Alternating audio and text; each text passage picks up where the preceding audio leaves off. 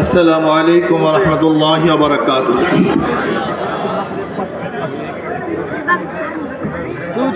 নাহমাদু ওয়া নুসাল্লি আলা রাসূলিহিল কারীম, আম্মা বাদ। ফাআউযু বিল্লাহি মিনাশ শাইতানির রাজীম। বিসমিল্লাহির রহমানির রহিম।